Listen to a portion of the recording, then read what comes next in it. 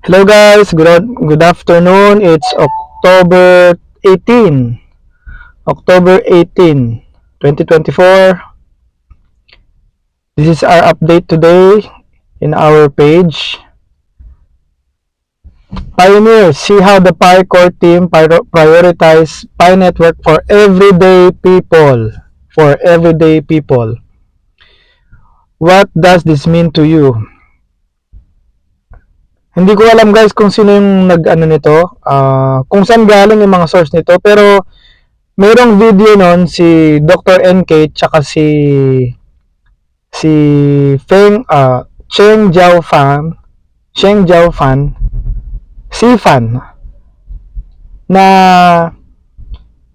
ang Pi Network nga daw dinesign para sa mga everyday people, kaya hindi sila nagpapasok ng whales at mga investors. Ito rin yung nakasulat Enclosed mainnet.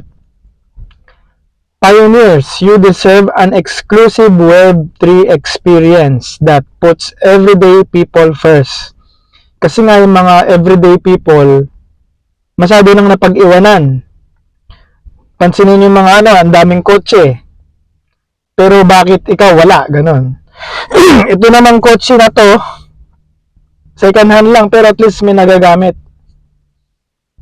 Tapos ayun nga, that's why Pi Network's enclosed mainnet restricts external connectivity. Ayun nga, para hindi makapasok yung mga nagte-trade, yung mga malakihang nagte-trade, yung mga nag-hold na may mga pera, i-hold nila, which safeguards the network while it builds out ecosystem utilities. Oo nga, iba nga, noon pa man, 2019 pa, nag-focus si Pi Network sa pag-build ng ecosystem niya. Hindi katulad ng mga ibang crypto na pinalaki na ginawa nila tapos kagad nilang ni-release.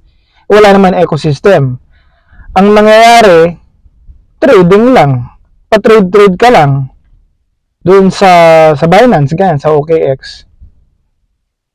Ayan, sana ho nagustuhan niyo yung update ng aking page. Just follow for more and thank you very much. Shake.